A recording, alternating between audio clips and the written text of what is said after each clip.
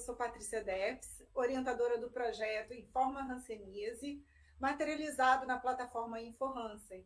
E hoje nós estamos aqui com o Arthur Custódio, coordenador nacional do Movimento de Reintegração das Pessoas Atingidas pela Hanseníase, o MOHAN, que também é um grande parceiro do nosso projeto, nosso mesmo, né, InfoHansen. Bom, seja muito bem-vindo, Arthur. Oi, Patrícia, o prazer é meu de estar aqui com o InfoHansen. Prazer ter acompanhado esse projeto desde o início. Na verdade, é um prazer te acompanhar há muitos anos, né? Acho que você nem sabia da nossa existência, eu já te acompanhava, né? Vendo teus trabalhos sendo publicados, dizendo: preciso falar com essa professora, preciso falar com essa professora. A gente precisa se aproximar dela, porque ela tem muita coisa parecida com a estratégia de luta do Mohan. É muito prazer estar aqui com você, Patrícia. Que bom. Mas a entrevista hoje é com você, Arthur. Bem, bom, uma breve introdução para quem nos assiste, né, sobre o Mohan, é que o movimento foi criado em 1981 por Francisco Augusto Vieira Nunes, o Bacurau, que foi internado em uma colônia em Porto Velho aos 13 anos de idade. Bacurau recebeu, em 1990, o Prêmio Nacional Raul Florô por atuação no movimento, percorrendo e proferindo palestras no país e em mais de 30 cidades na Itália sobre o Mohan e as dificuldades das pessoas atingidas pela doença, e durante toda a sua militância e esse trabalho incansável do Bacurau. E aí, falando do Arthur, o Arthur nasceu no Rio de Janeiro e aos 17 anos começou a se envolver com a área da saúde, se tornando agente de saúde pública. Então, primeiramente, eu gostaria, Arthur, que você falasse um pouco sobre como se deu o seu envolvimento com o Mohan e qual foi a influência do Bacurau na sua vida. Patrícia, eu acho que tem muita... Isso já dá um bom tempo, viu? Então, assim, mas dizer que, na verdade, eu estava, antes dos 17 anos, já envolvido com a questão da hanseníase, né? Por conta de grupo adolescente, de grupos de adolescentes espíritas, e aí a gente fazia visita nas antigas colônias de hanseníase do Rio de Janeiro, né? Mas ali com um olhar muito de troca espiritual, né? Porque a gente dizia que a gente ia lá para tocar música, cantar, conversar, a gente ia para levar e recebia muito mais do que levava, né? Então esse era um aprendizado espírita. E depois eu passei, com 17 anos, passei no concurso público. Fazia parte na época do Colégio Martins e tal, e eu era da turma especial do colégio. E como contrapartida de bolsa, a gente tinha uma bolsa de 100%, e como a contrapartida da bolsa, a gente tinha que fazer todos os concursos, né? Eram os alunos da turma especial. E aí a gente tinha que fazer todos os concursos. Eu passei num concurso público do Estado do Rio de Janeiro, para agente de saúde, e só tinha feito porque era obrigação fazer o concurso, mas o pessoal disse, não. Aí a família começou aquela pressão, não, concurso público, é um emprego estável, você tem que ir. Eu fui. Mas naquela época eu estava fazendo vestibular para geologia, era outra história na minha vida, né? E comecei a cursar geologia, inclusive. E depois fui lá, comecei a fazer o estágio probatório em Petrópolis. Em Petrópolis, então, eu conheci um Mohan que já existia lá, e era no centro de saúde, onde eu estava trabalhando.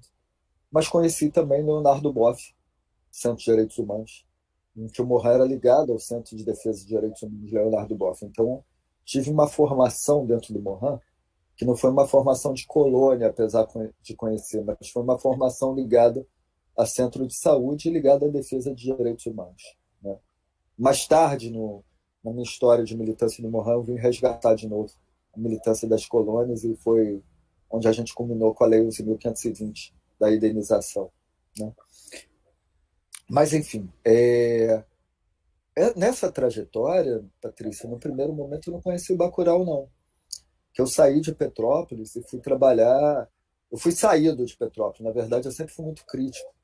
E a gente começou a defender os pacientes lá, e isso incomodou um pouco o diretor na época, que requisitou minha transferência de castigo para a Baixada Fluminense, que o índice de violência é maior, que tinha um índice de hanseníase muito maior, e eu fui cair no setor de hanseníase lá de Nova Iguaçu.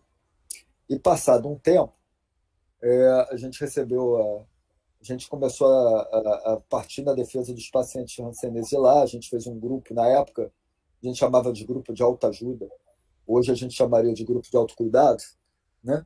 Mas naquela época a gente começou a fazer um grupo de pessoas, e aí a gente já tinha um grupo bom de pessoas e começamos a criticar algumas falhas do serviço, né? E eu recebi uma supervisora de um programa de uma entidade ligada à ILEP e que fazia trabalho com o Estado do Rio de Janeiro, me ameaçando, dizendo assim: nossa, vocês estão aí fazendo isso, olha só, você é concursado, mas você ainda está em período probatório, cuidado, hein? Não sei o quê. Então era uma ameaça. E aí no final ela disse assim: vocês com essa coisa de criticar, brigar, vocês estão parecendo um Mohan. Hã? Ah, beleza, boa ideia, vamos criar um Mohan aqui. Aí eu fui atrás do pessoal do Mohan, e naquela época eu fui recebido pela Fátima, pela Bélgica, eram pessoas que eram ligadas ao Mohan nacional na época. Eu não conhecia o Bacurau naquele momento. Eu fui conhecer o Bacurau acho que uns 2 anos depois, num encontro nacional do Mohan, no primeiro que eu participei, que foi lá em Olinda, em Pernambuco. E aí, nesse encontro nacional, eu conheci o Bacurau. E aí dizer para você, assim, pô, essas perguntas são tristes, assim, essas coisas de data, eu sou horrível. Eu não sei se isso foi, eu não sei se isso foi em 89, eu acho, esse primeiro encontro que eu fui, alguma coisa assim. Mas eu posso resgatar depois para você te mandar. Mas não vai ser agora, não vou lembrar. Não. Mas assim, esse encontro lá de Olinda, eu conheci o Bacurau, mas conheci outras lideranças fantásticas também. Porque não vou dizer que tem vários Bacuraus no movimento, não é isso. Tem várias pessoas, cada indivíduo é um, né? Então, assim como o Bacurau, a gente tinha o Cristiano Torres, a gente tinha o Antônio Borges. Então, eu fui acolhido por uma galera que a gente diz que é a galera das antigas, da filosofia do movimento. Eu fui muito bem acolhido por eles. E aí aprendi muito com eles. Bacurau foi um dos fundadores do Mohan, e só para a gente lembrar, ele foi pego, capturado pela polícia sanitária. Ele era criança, em Manicoré. Então a polícia sanitária chega, pega o irmão dele e leva embora no barco. Semanas depois, a polícia sanitária percebe que pegou a criança errada, que era para ter pego o Bacurau. Aí voltam para pegar o Bacurau. Aí a polícia sanitária pega ele, mas o irmão dele nunca mais apareceu. Então é isso que a gente lidar com a história da hanseníase, né? Que foi um crime de direitos humanos e muitos outros crimes associados a esse grupo muito vulnerável aconteceu. Então Bacurau foi levado para a colônia, e na colônia ele sempre foi uma grande liderança, depois foi professor na colônia. Então aprendi muita coisa com Bacurau, muita coisa. Tive o privilégio de conhecer ele, né? De conhecer Borges, e conhecer o Cristiano, e conhecer vários outros, vários. José Mariano. De liderança do Bacurau, como que você assim consegue imaginar que isso foi acontecendo ao longo dos anos, né? Porque, querendo ou não, ele teve em algum momento, ele foi empoderado, ou ele se auto-empoderou, ninguém empoderou ele. Então, quando a gente fica pensando o que levou essa pessoa de um grupo tão vulnerável, tão massacrado, de um grupo que sofreu uma violação, de vários, como a gente falou, foram várias violações. Como que uma liderança dessa consegue surgir de dentro de um grupo tão massacrado? Isso é dele uma energia especial? Como que você Sabe, Patrícia, acho que se eu tivesse essa maturidade que eu tenho hoje, eu perguntaria isso para ele também. Mas eu vou te dizer o seguinte: acho que até no comecinho, quando você deu aquela titubeada com falar, se empoderou, quem empoderou. Na verdade, eu acho que você entra numa coisa que eu acredito muito. Eu acho que não. Eu tenho muita dificuldade em formular projetos de empoderamento, né? Porque eu acho que a gente não tem a fórmula e a gente não consegue empoderar ninguém, né? Se fosse fácil, né? Acho que as pessoas têm, elas vão ali num determinado momento. E o Bacurau, o Morran como um todo, o começo do Morran, foi um começo de conjuntura política. A gente estava no final da ditadura militar, ainda ali sobre, né, uma carga muito forte ainda da ditadura militar, começo de 1981, né, vários movimentos de luta por cidadania, direitos humanos, comunidades eclesiais de base forte no país, lutando pela democracia, lutando pelos direitos humanos, lutando pela liberdade das pessoas. Bacurau tinha uma formação católica e ele era muito ligado às comunidades eclesiais de base. Então, e foi um dos fundadores, inclusive, do PT do Acre. Então, era um momento que estavam nascendo vários movimentos sociais de luta por direitos. Bacurau foi um dos caras que ajudou a montar o movimento de deficientes no país. Só para lembrar, a UNEDEF, a Organização Nacional de Deficientes Físicos, foi fundada pelo Morran, com a ajuda do Morran, perdão, com a ajuda do Morran em 1983. Morran nasceu 2 anos antes. Então, a gente aqui deu meio que o pontapé inicial ali dos estatutos, dos regimentos, da parte de legalização de movimentos de pessoas com patologias e deficiências. E a gente ajudou a montar muitos movimentos, né? Então, Bacurau era isso, ele já era um líder nato, assim, ele já era um líder dentro da colônia, das pessoas com hanseníase, né, na luta ali pela educação. Então, ele tem ele é muito forte na questão da luta pela educação, na luta por direitos das pessoas com deficiência, da reabilitação. Ele era um poeta, ele fazia música, ele ganhou concurso de música. Então, Bacurau ele era ali um líder na colônia, e que depois ele vem ali com a ajuda dos movimentos eclesiais de base, com uma formação mais política, ele vem aprofundando, até que ele, junto com outras lideranças de outros estados, fundaram o Morran lá em Bauru. Interessante que, assim, antes do Estatuto do Morran Nacional, que a gente faz agora, semana que vem, 40 anos, antes da fundação oficial do Morran Nacional, nasceram 2 núcleos antes, né? Porque o pessoal volta para os seus estados com o Estatuto discutido e consegue agilizar a parte burocrática antes mesmo do Morran Nacional, né? Lembrando que vários movimentos, às vezes, nascem lá no município, até que um dia chega a formar uma nacional. Nós fizemos o contrário, a gente formou a nacional e depois foi correndo o país afora para formar os núcleos, né? E nesse ponto a gente deve muito a muita gente. André de Paula saía fazendo corrida de carona, de correio aéreo nacional. Muita gente não... A juventude aí, seus alunos, não vão saber nem o que era isso, que era importante para caramba no Brasil, que era da Força Aérea, né? Que levava as cartas para o interior do país, era, né, o Correio Aéreo Nacional. E aí a gente pegava carona nisso, sabe, Patrícia?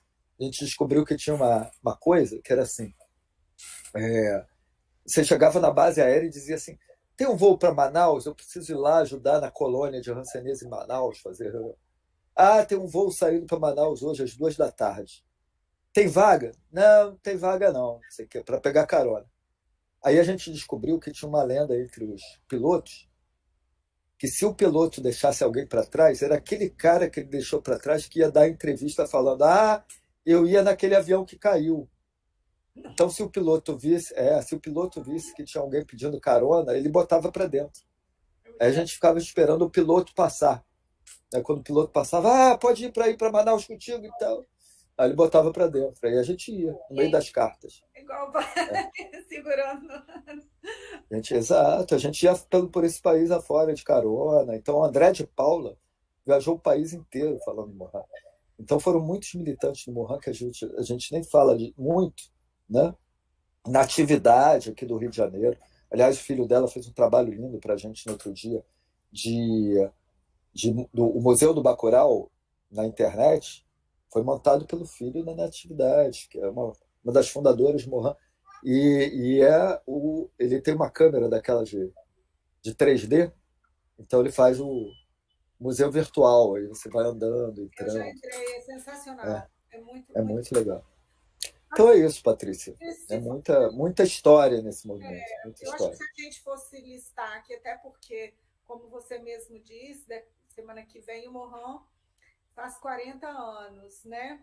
E é claro que foram muitos obstáculos. Mas se a gente tivesse que apontar um, dois, três obstáculos lá no começo do Bacurau, claro, sem falar das questões relacionadas com a doenças, de situações é, que foram ali, né, potenciais que poderiam ter parado o Bacurau, vamos dizer assim. E hoje a gente não teria o Mohan como esse movimento que a gente conhece, que, né, traz todo essa. Daqui a pouco a gente vai falar um pouquinho do Mohan e das as ações do Mohan, mas se fosse pensar lá no Bacurau, o que você acha? Quais foram os obstáculos, os principais obstáculos do Bacurau lá no começo? Eu não vejo outro se não fosse a própria Hanseníase, viu, Patrícia? Assim, porque, na verdade, o que, que diferencia um movimento social de uma ONG? O que, que diferencia um movimento social né, de um grupo de pessoas que fazem, que às vezes tem o mesmo objetivo, né? O objetivo final de Hanseníase, lutar contra o preconceito, né? A militância, os movimentos sociais, eles têm uma ideologia, eles são movidos por paixão, né? Então, Bacurau, às vezes, ia para a sede nacional do Mohan, viajando 4, 5 dias de ônibus com uma úlcera no pé. Quem tem uma úlcera no pé, às vezes tendo febre, sabe o que que é isso, o que que é essa dor. O cara fazia essa viagem para ir para São Bernardo do Campo, para ir para a sede do Mohan, entendeu? Hoje a gente, graças a Deus, o Mohan tem alguns projetos, a gente consegue aí viajar de avião, né? Mas lá no começo, eu me lembro, Patrícia, dando palestra, quando a gente conquistou o primeiro fax do Mohan, foi uma festa. Quando a gente conquistou o primeiro reto projetor, o primeiro projetor de slides, eu me lembro de eu entrar no ônibus para fazer palestra, e o ônibus está sendo assaltado, e a minha preocupação não era com o meu relógio, minha preocupação era com o projetor de slides do Mohan que eu escondi debaixo do banco para o assaltante não ver, entendeu? Então são coisas que a galera que está entrando agora no Mohan não tem ideia do que a gente passou lá no comecinho, fazendo trabalho para esse país afora. E o Bacurau, acho que a maior dificuldade era essa. Eu podia dizer aqui muito facilmente, a dificuldade do Mohan sempre foi e ainda está sendo a questão financeira, para a gente cobrir esse país inteiro desse tamanho que é. Poderia dizer isso é fácil, né? Mas eu acho que a gente sempre enfrentou. Né? Uma das coisas do Mohan, de ser movimento social, de ser uma coisa de paixão, é que às vezes os governantes não sabem, mas a gente já teve oposição no Ministério de Saúde, que foi falar mal do Mohan e conseguiu fechar 2 ou 3 fontes financeiras do Mohan. Mas eles só fortaleceram. Porque assim, pode tirar o dinheiro da gente, mas quando tira, tá dando motivo para a gente ter mais gás e mais força para ir para cima. Entendeu? Porque o Mohan é isso. As pessoas são apaixonadas pelo que fazem. São apaixonadas em tentar transformar o Brasil num país melhor. São apaixonadas por tentar diminuir o ódio nesse país, né? São apaixonadas por tentar fazer com que a doença acabe, que não exista preconceito, que as pessoas não tenham sequelas. Então, se você me perguntar em algum momento, não sei, na entrevista, mas eu já antecipo, se me perguntar assim, o que que o que que o Mohan na minha vida, o Mohan foi a minha formação ética, minha formação de pessoa, de ser humano. Eu agradeço muito ao Mohan todas as oportunidades que ele me deu na vida e as oportunidades de poder ajudar outras pessoas, né? De servir, de ser, enfim, de ser uma pessoa melhor. Talvez se eu tivesse me dedicado a minha vida a gerir os fundos de herança da família, de fazer minha trajetória pessoal, profissional, né? Talvez eu tivesse uma estabilidade financeira muito melhor do que a que eu tenho hoje. né? Talvez eu pudesse estar aí por aí viajando, fazendo, né, um monte de coisa bacana, legal, mas eu tenho, nossa, que orgulho que eu tenho de ter conhecido o Mohan, de estar nele. Que agradecimento que eu tenho de ser a pessoa que eu sou, que eu considero que eu sou uma pessoa melhor do que eu seria se eu não tivesse no Mohan. Então eu tenho um agradecimento profundo ao movimento, de ter conhecido pessoas maravilhosas, de toda hora estar me colocando né, nas travessias da vida com outras pessoas maravilhosas e fantásticas, né? Então, agradeço muito o Mohan. Não tenho nenhum arrependimento dessa trajetória da vida, de dedicação, e inclusive de ter vendi sala comercial para doar para o Mohan. Então, eu não tenho nenhum arrependimento de nada que eu fiz nesse sentido de lutar. Talvez eu me arrependa de algumas atitudes não ter tomado antes, né? Acho que a Lei 11.520, a briga dos filhos separados, às vezes, mas as janelas e oportunidades da história, a gente não sabe como é que são, né? Mas no Mohan mesmo, nossa, maravilha, graças a Deus que eu estou nele. Arthur, e, bom, então já que você começou a falar, né, falando mais especificamente do Mohan, o movimento de luta pela garantia e respeito aos direitos humanos das pessoas atingidas pela hanseníase e seus familiares, tem no voluntariado a sua maior força de luta, como você mesmo já colocou. O Mohan tem a missão de possibilitar que a hanseníase seja compreendida na sociedade como uma doença normal, com tratamento e cura, eliminando assim o preconceito e o estigma, ou tentando. Não é fácil, eu sei, eu acompanho. Sua visão, digo, do Mohan, é de continuar a ser uma referência para informações sobre a hanseníase e apoio à pessoa atingida pela essa doença e tornar o Brasil reconhecido como uma referência no tratamento e respeito aos direitos humanos das pessoas atingidas pela hanseníase.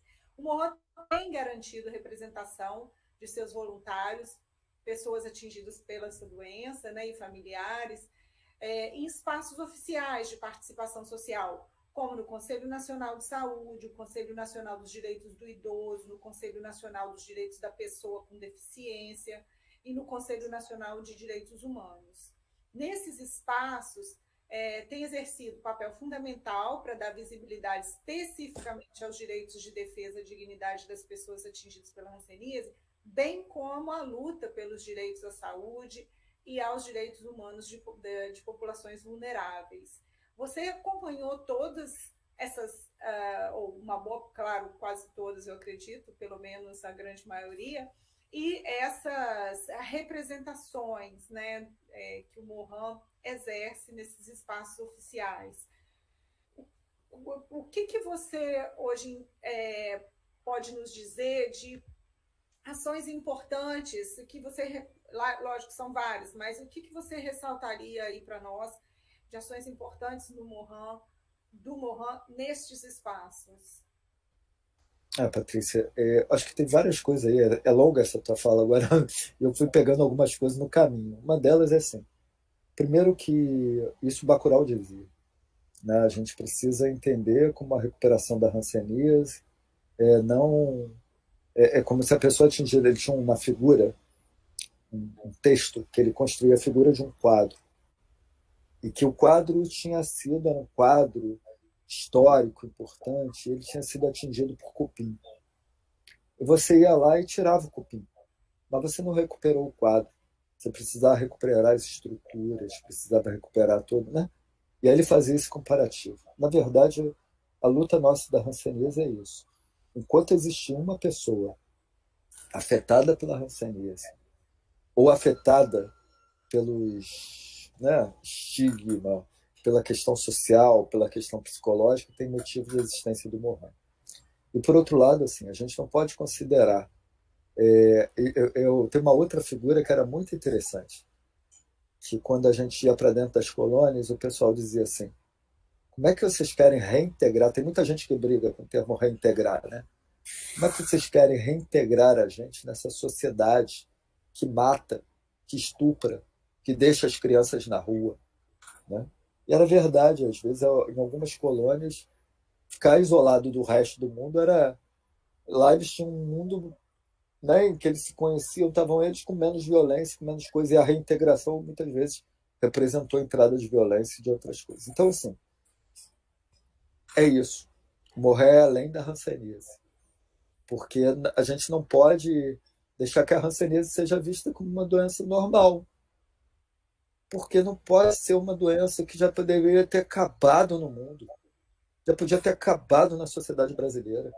Né? Então, não é normal a gente ter essa doença na sociedade. Então, nenhuma doença é boa, né? Então, não quero dizer assim, a hanseníase é boa. Nenhuma doença é boa. Câncer não é bom, hanseníase não é bom, né? Mas o que não pode é que as pessoas sejam estigmatizadas. O que não pode é eu ter medo de falar que eu estou doente, que eu não posso falar para minha família que eu estou doente, que eu não posso ser acolhido porque eu estou com uma doença.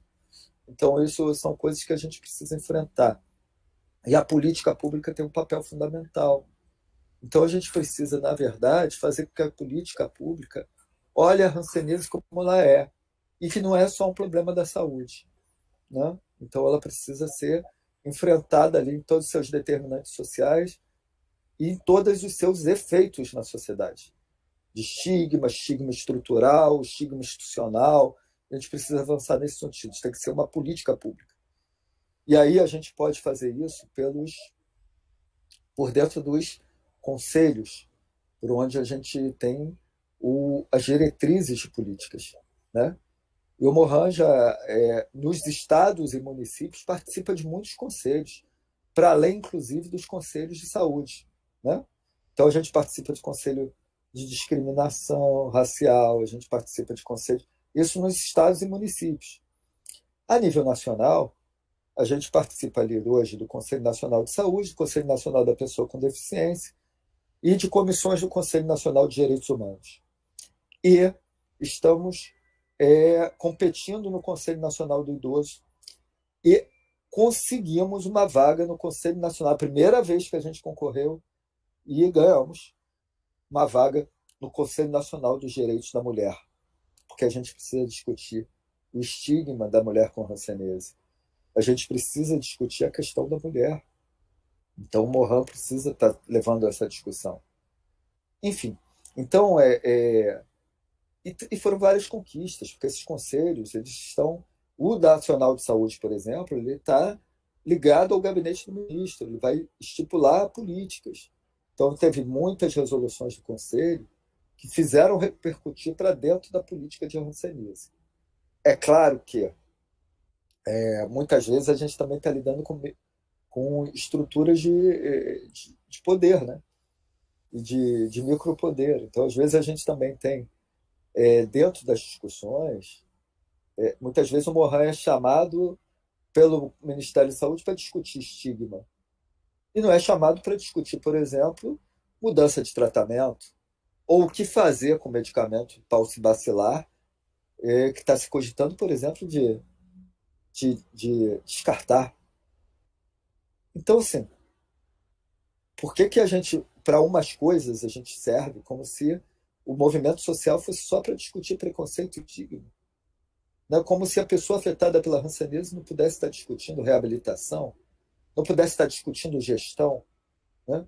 A gente tem pessoa afetada pela... se for uma coisa de formação acadêmica, a gente tem pessoas afetadas pela hanseníase com doutorado. Então, pera lá, não é isso. Acho que o governo precisa entender que a política tem que ser de todos.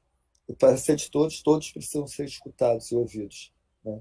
Então, esse é um pouco, muitas vezes, o tensionamento do Mohan com os órgãos públicos, muitas vezes com as gestões. Esse é um dos papéis do Mohan, e isso é um momento de tensionamento.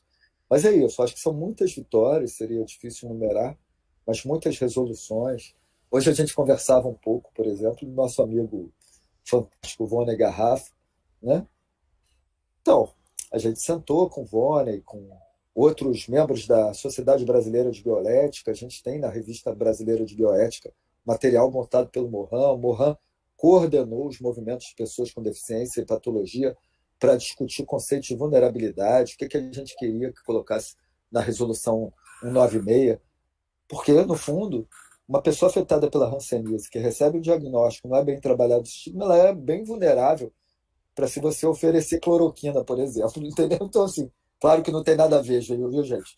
Mas, assim, é isso, as pessoas estão vulneráveis, por isso que um maluco fala que cloroquina serve e as pessoas vão atrás para a Covid, porque tem vulnerabilidade, as pessoas estão lutando para viver, né?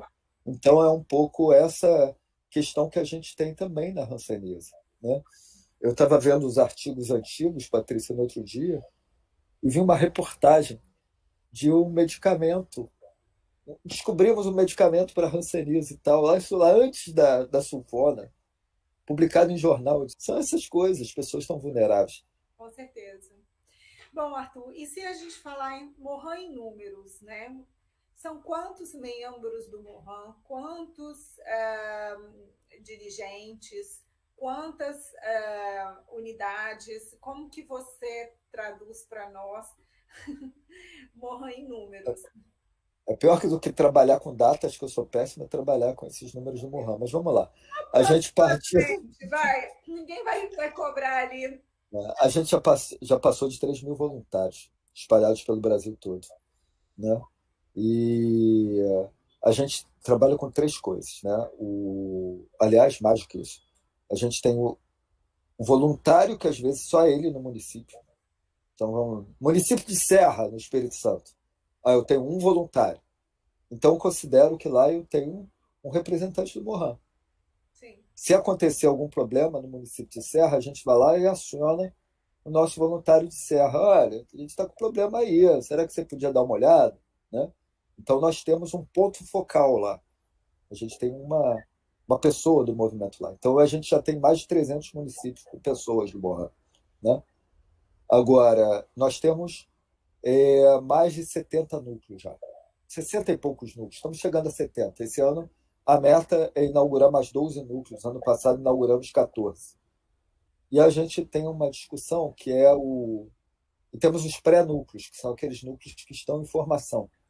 Que é para formar um núcleo, aliás, quem está nos escutando, quer ser voluntário, quer montar um núcleo, entre em contato conosco. Eu deixo aí, depois a Patrícia bota o meu WhatsApp, e a gente conversa aí.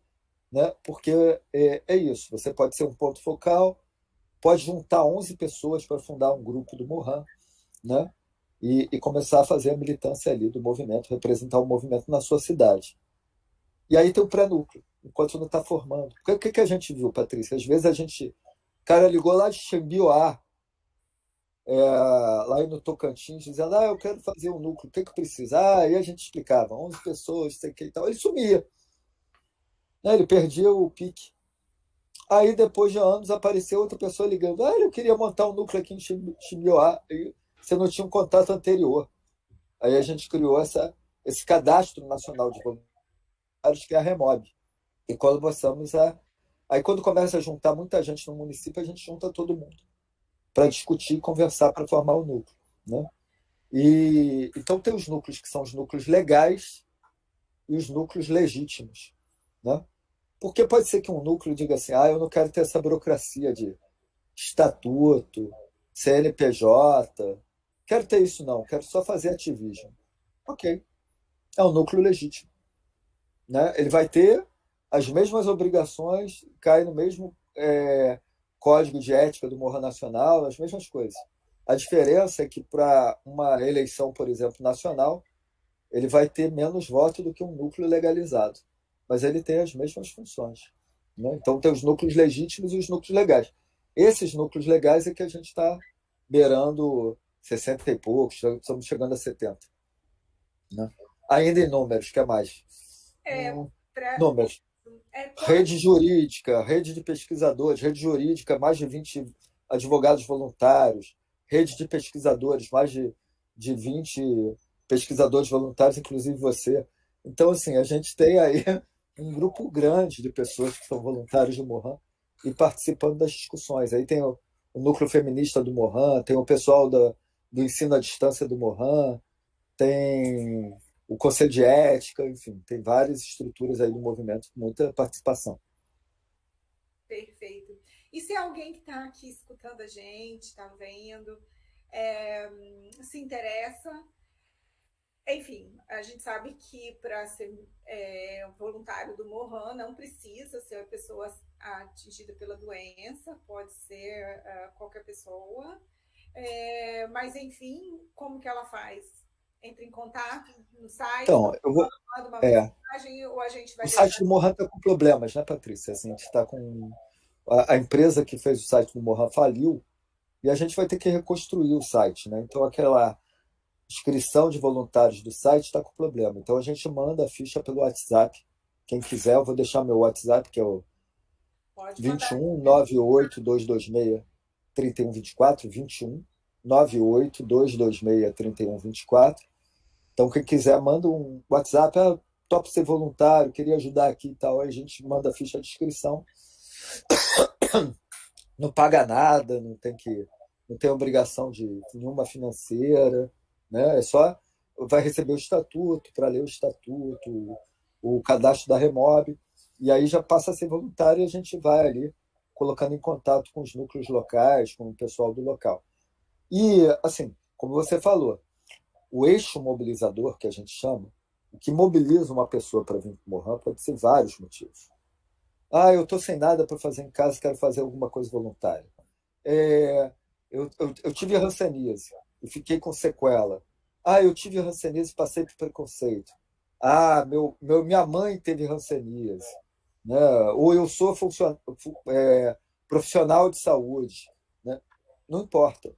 Né? Porque o Mohan é um movimento social de pessoas que querem mudar a sociedade, que querem acabar com isso. Né? Não importa o eixo mobilizador. O que importa é que, quando venha para cá, a gente consiga transformar esse teu potencial, essa sua ajuda, né, em uma coisa que seja importante para a pessoa que entra e para o movimento. Acho que essa é a grande, né, sacada. Né? É a gente ter uma pessoa que entra para o Mohan e você pergunta para ela: o que você gosta de fazer? Eu gosto de olhar a natureza. Eu gosto de ver tatus. Opa, você sabia? Tatu pode ser importante aí na questão da hanseníase, você pode ajudar. E ele vai e vai fazer o projeto de vida dele, lutando pelo Mohan na questão dos tatus. Maravilha. Fantástico. É isso, grande. O pulo do gato é esse. Como é que a gente transforma? Se a gente mudar o ponto de vista e te perguntar, das pessoas afetadas pela hanseníase, qual o percentual dessas pessoas que estão no Mohan? Não sei te dizer. Agora, sei te dizer que ano passado aumentou muito a adesão de pessoas afetadas pela hanseníase, principalmente mobilizadas pela falta de medicamento que o país teve. Então, elas começaram a se aproximar do Mohan. A gente fez um grupo de pessoas do Mohan que acolhiam o pessoal e acompanhava até a última pessoa receber o medicamento. E muitas delas, por conta de toda essa atenção, de todo esse cuidado, e que também partiram para lutar nas suas defensorias públicas, no Ministério Público, a gente ensinava como fazer, elas se empoderaram por elas próprias, né? E entraram para o movimento. Então, a gente teve uma adesão ano passado de pessoas afetadas pela hanseníase muito grande. Agora, Patrícia, a gente tem coisas assim que são incríveis, né? Na verdade, a gente tem pessoas que entram para o Mohan e anos depois elas contam para a gente: eu tive hanseníase, mas eu não queria falar, não. Entendeu? Então, como a gente não faz essa diferença, né? Até na Remob tem: você teve a hanseníase? Não teve? Não quer falar? A gente tem a opção de não quer falar, entendeu? Então, para nós não é mais importante ou menos importante. Agora, é importante que quem não teve hanseníase no Mohan, ou quem seja pessoa, ou que seja profissional de saúde que está no Mohan, que não foi afetado pela hanseníase, tenha um cuidado, uma escuta muito apurada, porque o que a gente se predispõe é representar e ampliar a voz das pessoas afetadas. E por isso a gente tem que ter essa sensibilidade e o cuidado de tentar se colocar no local da pessoa. Né? Então a escuta é muito importante. Escutar o que as pessoas estão dizendo no dito, no interdito, do não dito. A gente tem que escutar esses 3 pontos para poder transformar isso em política do movimento e em política pública. Perfeito, Arthur.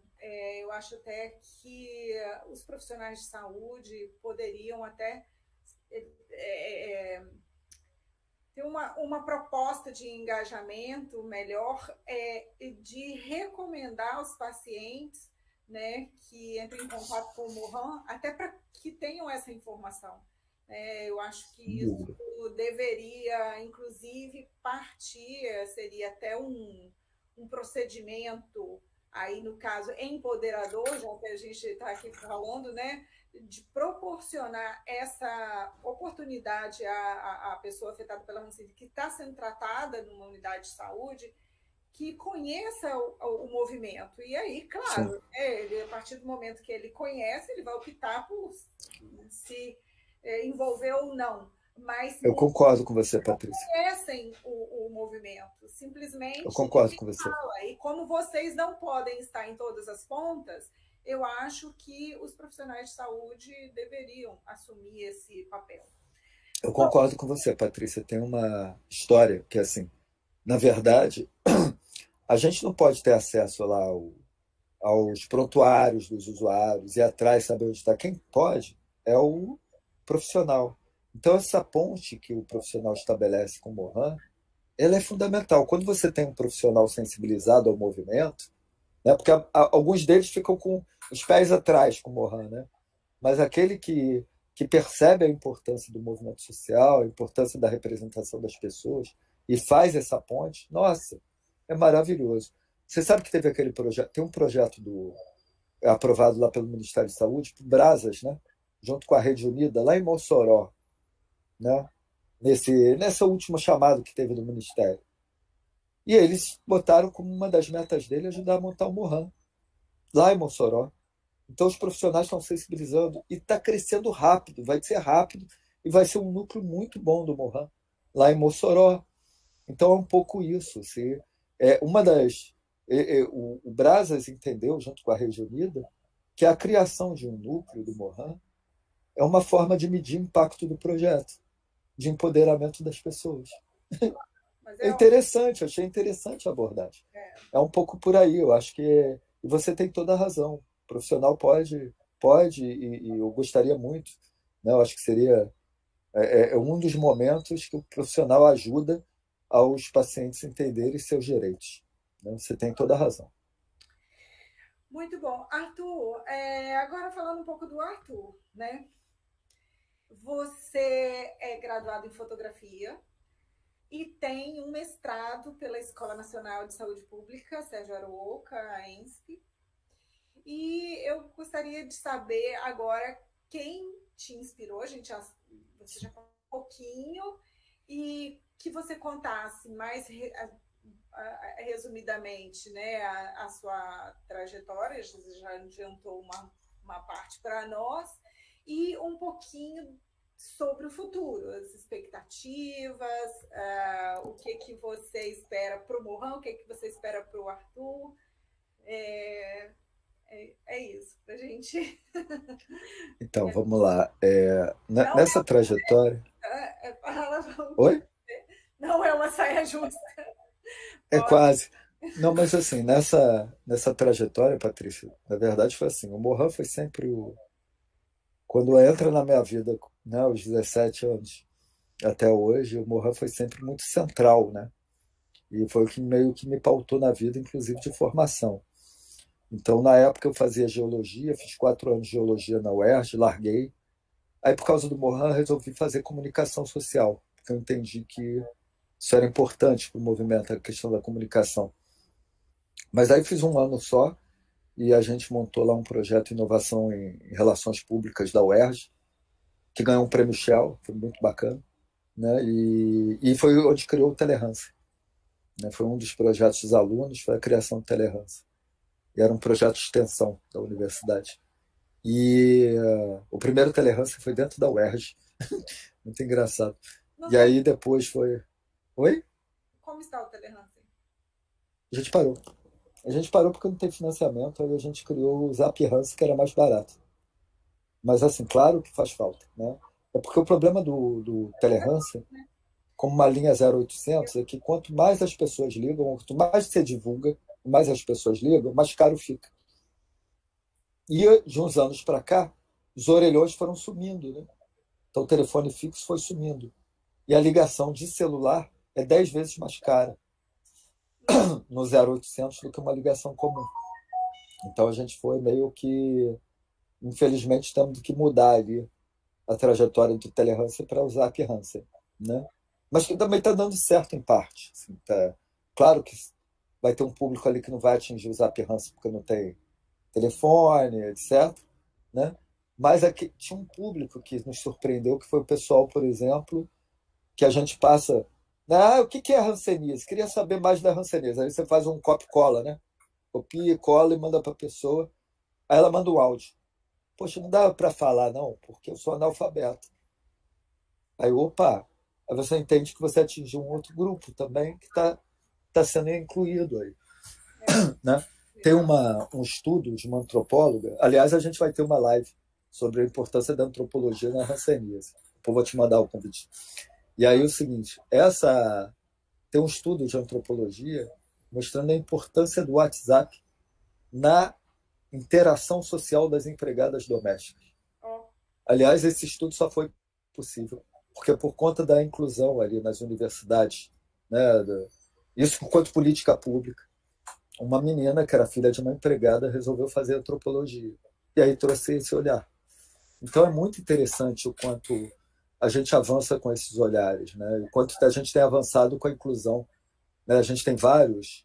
A gente vai estar com o Eli Carajá, que resolveu estudar ali, antropologia, vai estar na live também, né? O quanto tem sido interessante pessoas do movimento irem para a academia. Mas voltando aqui na trajetória, que eu acabo me perdendo.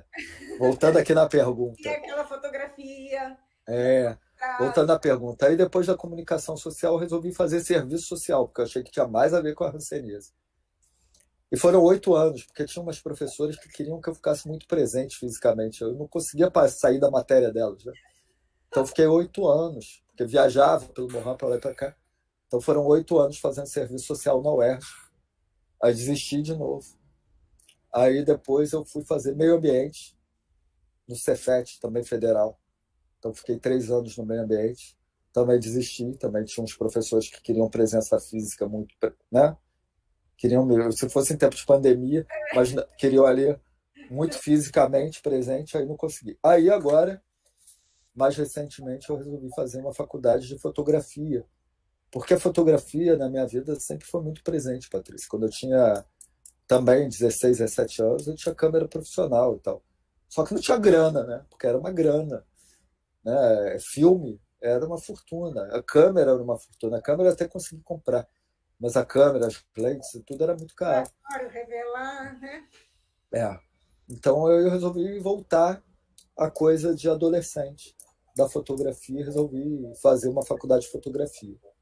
Aí depois da faculdade de fotografia, eu fiz um concurso. Fiz a prova para o mestrado da ENSP.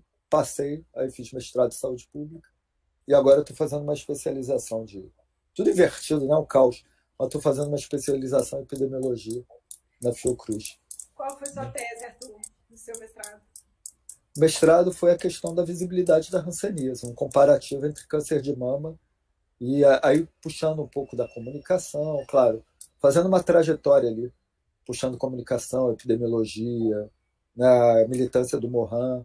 Então a gente fazia um comparativo através do Google Trends da visibilidade da hanseníase com a visibilidade da lepra e a visibilidade do câncer de mama. Né? O outubro rosa, e aí, tadinho, comparar com janeiro roxo de raiva, e aí a gente vai comparando ali as coisas e vendo a invisibilidade da hanseníase e mostrando, Patrícia, é impressionante o quanto a sensibilidade do Google Trends, viu? Porque como a hanseníase não tem visibilidade, quem vai pesquisar no Google é quem está doente ou quem é profissional. Então, no Google, onde você tem as maiores pesquisas, são as áreas de alta incidência da hanseníase. Incrível. E o Google Trends apontou quase 1 ano e meio antes a mudança, botando em primeiro lugar o Tocantins, antes que o Sinan, antes que a gente tivesse a resposta do Sinan mostrando que o Tocantins tinha passado na frente do Mato Grosso, entendeu? Então é impressionante como consegue ter uma acurácia, né? Como uma ferramenta consegue talvez nos mostrar o quanto falta de trabalho na hanseníase ali para visibilizar, né? Então, muito interessante. Bom, então foi isso. A trajetória doida foi essa. Planos, Planos, Patrícia? terminar a sua especialização em epidemiologia. Já falei até a primeira parte. Sei lá, não, isso foi acaso. Então, foi acontecendo, é. Não tem planos, não, é muito agora, sabe? Assim, eu acho que a militância, uma das diferenças também do ativismo, né? Da militância, essa coisa oral, militante do movimento, que tem dificuldade de registrar, tem dificuldade de planejar, assim. É a longo prazo. Não, olha, estão expulsando as pessoas da colônia lá em São Paulo.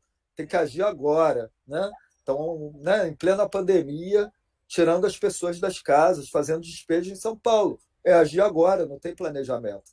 Ah, tem ali, está acontecendo falta de medicamento. Como é que a gente ia planejar que ia faltar medicamento na Covid?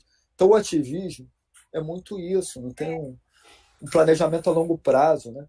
E o Então, ativismo falta. no Brasil não tem folga, né? Quando os japoneses pediram para a gente fazer um projeto de 3 anos, isso foi tirar sono da gente. Porque como é que a gente vai se planejar enquanto movimento social em 3 anos? Não é fácil, é coisa. Então, e na vida pessoal, como a minha vida pessoal é muito pautada pelo movimento, também não. Assim. Então, assim, opa, vou ter que fazer um exame, né? Tem que ver a vesícula, tem que ver não sei o quê. Então, as coisas também é muito agora, sabe? Vamos ver o que vai fazer ali. Tem, ó, houve uma mudança lá no Ministério dos Direitos Humanos, estão querendo avançar na questão da preservação da memória, então já muda o eixo. Já vamos fazer uma coisa aqui, agilizar para lá, para cá e para lá. Né? Essa coisa do Excelente. epidemiologia foi um conjunto de coincidências, aí, fui parar nele. Arthur, na verdade, assim, talvez a gente vai ter que ter a parte 2 dessa entrevista, porque, né, para não ficar cansativo, né, eu sei que eu estou cansada, você está cansado, nós já estamos aqui esse horário quase às 19 horas para gravar aqui, mas talvez a gente vai ter assunto para uma parte 2. Então, Tem muito assunto. tem muito assunto. Tem. Mas eu acho que a gente pode finalizar por aqui.